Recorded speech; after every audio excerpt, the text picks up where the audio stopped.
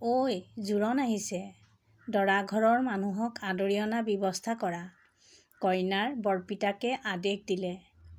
আয়তী উৰুলি দিয়াহে কথা। বিয়া ঘৰ বুলিলে ৰজন জনাই যায় বিয়া ঘৰৰ পদূলি। তাতে আজি জোৰণ।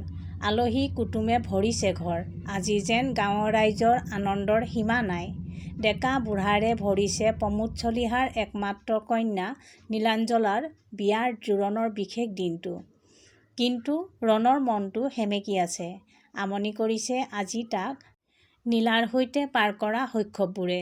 হাঁহি হাঁহি সিহঁতে ৰমলা পেহীহঁতৰ পদূলি বকুলজোপাৰ তলত বালিঘৰ সাজিছিল। বালিৰ ভাত খাইছিল। মাকৰ চাদৰখন নীলাই চাদৰ কৰি লৈছিল। মাটিৰে বাগৰি গৈছিল চাদৰৰ আঁচল। পিন্ধনত থকা ফুটফুটীয়া ফৰকটো আছিল তাইৰ ব্লাউজ। দেউতাকৰ চেনেহৰ গামোচাখন ৰণে পিন্ধি লৈছিল। বালিৰ সৈতে খেলোঁতে মলিয়ন হৈছিল গামোচাখন। ঘৰত মাকৰ এছাৰিৰ কোবত মাটিত বাগৰি কান্দিছিল ৰণে। কিন্তু সিহঁতৰ খেলা বন্ধ হোৱা নাছিল। কলপাতত ভাত সাজি দিছিল তাই। সি হেঁপাহ পলাই খোৱাৰ অভিনয় কৰিছিল। চাওকচোন আমাৰ মাইনাই কান্দি আছে। পুতলাটোক সিহঁতৰ মাইনা সজাইছিল।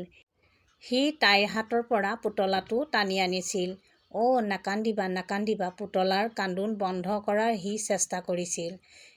এনেকে শৈশৱৰ প্ৰতিটো দিন মধুৰ হৈছিল সিহঁতৰ। লাহে লাহে ল'ৰালিৰ পৰা প্ৰাপ্তবয়স্ক হৈছিল সিহঁত। স্কুলৰ পৰা এদিন কলেজ পাইছিল ৰণ আৰু নীলা। নীলাঞ্জলা তোমাৰ লগত মোৰ কথা এটা আছিল। কলেজত সিহঁতৰ ক্লাছৰ প্ৰিয়মে নীলাক কৈছিল। কি কথা? নীলাই প্ৰিয়মক সুধিছিল। প্ৰিয়মে ৰণৰ ফালে চাই তাইক কৈছিল, ব'লা সৌ নিৰ্জনতাত যাওঁ। ইয়াত কোৱা অসুবিধা। ৰণৰ খঙত চকুৰ তীব্ৰ জ্বলন প্ৰতিফলিত হৈছিল। নালাগে, যি ক'ব বিচাৰিছ ইয়াতে ক'। ৰণৰ খঙৰ কথা নীলাই উমান পাইছিল। যি ক'ব বিচাৰিছা ইয়াতে কোৱা। প্ৰিয়মে ভয় ভয়কৈ আৰম্ভ কৰিছিল। চোৱা নীলা, প্ৰেম কৰোঁ বুলি কৰিব নোৱাৰি। ই হৈ যায়। চাৰি চকুৰ নিভাঁজ মিলন এদিন প্ৰেমৰ পূৰ্ণতা পায়। তাৰ কথাত ৰণ জ্বলি আহিছিল। হ'ব, এইবোৰ কথা পুৰণা হ'ল। তই দাৰ্শনিকৰ দৰে বুজাব নালাগে। যি ক'ব বিচাৰিছ চিধাকে ক'। নীলাই প্ৰিয়মক ইংগিতেৰে বুজাই দিছিল যে যি ক'ব বিচাৰিছা চিধাচিধি কোৱা।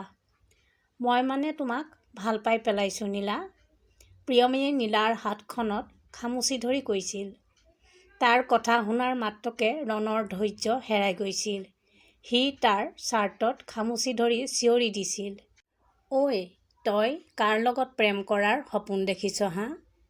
খঙৰ ভমকত সি তাইক গতিয়াই দিছিল আৰু প্ৰিয়ম মাটিত বাগৰি পৰিছিল। ৰণ, নীলাই ৰণৰ গালত এটা প্ৰচণ্ড চৰ শুধাইছিল। তই তাক গতিয়াই দিয়াৰ সাহস ক'ত পালি? সি তোৰ প্ৰেমৰ প্ৰস্তাৱ দিয়া নাই, মোক দিছে। হাই কাজিয়া দাদাগিৰি মই বেয়া পাওঁ। নীলাৰ চৰত ৰণ ভাগি পৰিছিল। সি এটা হুমুনিয়াহ এৰি তাৰ পৰা গুচি আহিছিল। কলেজৰ বাকীবোৰ ল'ৰাই তাৰ ফালে চাই হাঁহিছিল। ৰণে এতিয়া নীলাক নামাতে। সি তাইৰ ফালে ঘূৰিও নাচায়। তাইও অনুশোচনাত দগ্ধ হ'ল। কিয় তাই তাক চৰ মাৰিছিল? ৰণে তাইক মনে মনে ভাল পাইছিল নেকি? যদি পাইছিল সি তাইক কিয় কোৱা নাছিল? কাৰণ তাইও তাক মনে প্ৰাণে ভাল পাইছিল। তাৰ সেই প্ৰস্তাৱৰ বাবে তাই বহুত অপেক্ষা কৰিছিল। কিন্তু সি কোনো দিন তাইক সেই ভালপোৱাৰ প্ৰস্তাৱ নিদিলে।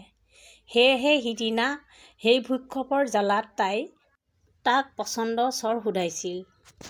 কিন্তু আজি তাইও তাৰ সেই স্মৃতিবোৰে খেদি ফুৰে। আমনি কৰে। এতিয়া দুয়ো নুবুজা বেদনাৰ আক্ৰোশৰ বলি। তাই দেখিছিল ৰণে কলেজলৈ আহি আছিল। তাই আজি ৰণৰ ওচৰত ক্ষমা খুজিব। তাই তালৈ ৰৈ দিলে। কিছু সময় পাছত সি তাইৰ কাষ পাইছিল।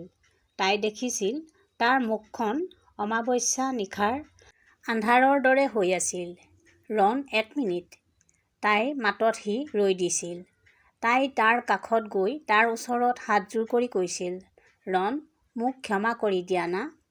মই সেইদিনা হ'ব তোমাৰ সৈতে মোৰ কোনো সম্পৰ্ক নাই নীলা, আৰু আজিৰ পৰা মোক যেন এনেকে আমনি নকৰা। ৰণ, বুজাচোন ৰণ। নাই, সি তাইৰ ওচৰৰ পৰা আঁতৰি গৈছিল। আজি তাই গাৰুটো সাৱটি অতীতক বিচাৰি কান্দি আছে। কিয় এনে হয়? কিয়? বিচৰাবোৰ মাত্ৰ এটা অজুহাততে কিয় আঁতৰি যায়? কিয় সিহঁতৰ মধুৰ সম্পৰ্ক আজি কলা পৃষ্ঠালৈ ৰূপান্তৰ হ'ল? এনেকৈ এদিন সিহঁতৰ কলেজৰ জীৱন শেষ হৈছিল। সিহঁতৰ সম্পৰ্ক কোনো দিন ভাল নহ'ল। মৰহি গৈছিল সম্পৰ্কবোৰ। ৰণ উচ্চ শিক্ষাৰ বাবে গুৱাহাটীলৈ গ'ল। তেতিয়াৰ পৰা আজি পৰ্যন্ত সিহঁতৰ দেখাদেখি হোৱা নাছিল। তাই বিয়াৰ নিমন্ত্ৰণ তাই কৰিছিল। তাই বিয়াৰ খবৰ পাই সি ভাগি পৰিছিল। কিয় সি তাইক ক'ব নোৱাৰিলে, নীলা, তোমাক মই ভাল পাওঁ। আজি অনুভৱ কৰিছে সি তাইৰ অভাৱ। তাৰ মূৰ্খামিৰ বাবে সি আজি তাইক হেৰুৱাব ওলাল। সি আজি তাইৰ জোৰণত যদিও আহিছে, তথাপি তাইক হেৰুওৱা বেদনাই তাক খুলি খুলি খাইছে। হয়তো নীৰৱে চকুলো টুকিছে সি। ঐ ৰণ, কইনাৰ দেউতাক প্ৰদীপৰ মাতত তাৰ স্বপ্ন ভংগ হ'ল। খুৰা, তোক মাজনীয়ে বিচাৰিছে। যা, ভিতৰত নীলাই তোক বিচাৰিছে। কিয় বিচাৰিছে তাই? তাইৰ মুখখন চাই সি আৰু জ্বলিব বিচৰা নাছিলে। উপায় নাই, সি এখোজ এখোজকৈ ভিতৰত সোমাই গ'ল। নীলাৰ বান্ধৱীবোৰে তাইক সজাই আছিল। কইনাৰ সাজত তাইক সৰগৰ পৰীৰ দৰে লাগিছিল। তাক দেখাৰ মাত্ৰকে তাই তাৰ চকুত চকু থৈ চাই আছিল। ৰণ, কোৱা, মোক কেনে লাগিছে? সি ওলাই অহা কান্দোনটি চেপি ধৰিছিল। বহুত ভাল লাগিছে। ৰণ, কোৱা নীলা, সেই যে আমি দৰা কইনা খেলিছিলোঁ, সেই তোমাৰ মৰমৰ কইনাজনীৰ দৰে লাগিছেনে ৰণ? নোৱাৰিলে আৰু সি নীলাৰ কথা শুনিব। সি ওলাই গৈছিল ৰুমৰ পৰা। ৰভাতলৰ এচুকত ৰভা খুটাত আউজি হুকহুকাই কান্দিছিল ৰণে। তাক যে সান্তনা দিবলৈ আজি কোনো নাই। ইতিমধ্যে জোৰণ আহি পাইছিল। কন্যাক ৰভাতলত উলিয়াই অনা হ'ল। নীলাক আজি যে কিমান ধুনীয়া লাগিছে। মৰম লগা ছোৱালীজনীক আজি কইনাৰ সাজত খুব মৰম লাগিছিল। নীলাক জোৰণৰ বস্তু এপদ এপদকৈ পিন্ধাব ধৰিছিল। আয়তীয়ে বিয়া নামেৰে গুঞ্জন তুলিছিল ৰভাতলি। ওলাই অহা আইদেউ, তুমি মূৰত কাপোৰ লৈ মাৰাৰ হাতত চাবি দিয়া চিৰদিনলৈ। ওলাই আহা আইদেউ। আপোন ঘৰখনক এৰি যোৱাৰ বিষাদত তাই হুকহুকাই কান্দিছিল। এইফালে ৰণে উচুপিছিল। তেনেতে নীলাৰ দেউতাকৰ ফোনটো বাজিছিল। দৰাই ফোন কৰিছিল। হেল্ল', কি? কিন্তু তাত আমাৰ মাজনীৰ দোষ কি? নাই নাই, তেনে সিদ্ধান্ত লৈ মোৰ একমাত্ৰ ছোৱালীজনীৰ জীৱনটো ধ্বংস নকৰিবা। প্লিজ, মই হাতযোৰ কৰিছোঁ তোমাক, হাতযোৰ কৰিছোঁ। ফোনটো কাটি দিছিল। প্ৰদীপ চলিহাই কান্দি দিছিল। উপস্থিত ৰাইজ আচৰিত। ৰণে প্ৰদীপ চলিহাৰ কান্দোন শুনি ৰভাতলিত সোমাই আহিছিল। নীলা বহাৰ পৰা উঠিল আৰু দেউতাকৰ কাষত আহিছিল। দেউতা, কি হ'ল? কিয় কান্দিছা তুমি? প্ৰদীপ চলিহাই জীয়েকক দুহাতেৰে বুকুৰ মাজত টানি নিছিল। কোৱা দেউতা, কিয় কান্দিছা? মাজনী, এই বিয়া আৰু নহয়। উপস্থিত ৰাইজ বহাৰ পৰা উঠিছিল আৰু একেমুখে প্ৰশ্ন কৰিছিল। কিন্তু কিয়? দৰাৰ দেউতাক ষ্ট্ৰক হৈ মেডিকেলত। আমাৰ মাজনী হেনো অমংগলীয়া। তাইৰ কাৰণে দৰাৰ দেউতাকৰ এনে হ'ল। নীলা কথাটো শুনি ভাগি পৰিল। কি? মই সঁচাই দুৰ্ভগীয়া? দেউতা, মই সঁচাই দুৰ্ভগীয়া? নহয় মাজনী, নহয়। কিন্তু ৰাইজ, আপোনালোকে কওক, মোৰ ছোৱালীজনীক এতিয়া কোনে গ্ৰহণ কৰিব? এজনী অমংগলীয়া বুলি বদনাম হোৱা ছোৱালীক জানো কোনোবাই নিজৰ কৰি ল'ব? ইতিমধ্যে দৰাঘৰৰ মানুহ জোৰণ সামৰি যাবলৈ ওলাল। নীলাই মনতে থিৰাং কৰিলে তাই আত্মহত্যা কৰিব। ৰ'ব, ৰণৰ মাতত সকলোৱে উভতি চালে। সি দৰাঘৰৰ মানুহক উদ্দেশ্যি ক'লে, আপোনালোক শিক্ষিত মানুহ হৈ অন্ধবিশ্বাসত কিয় বুৰ গৈ আছে? আপোনালোকৰ এজনী ছোৱালীৰ জীৱন ধ্বংস কৰাৰ অধিকাৰ নাই। সি সমাজৰ আগতে বাপেকৰ বুকুৰ মাজৰ পৰা নীলাক টানি আনিছিল।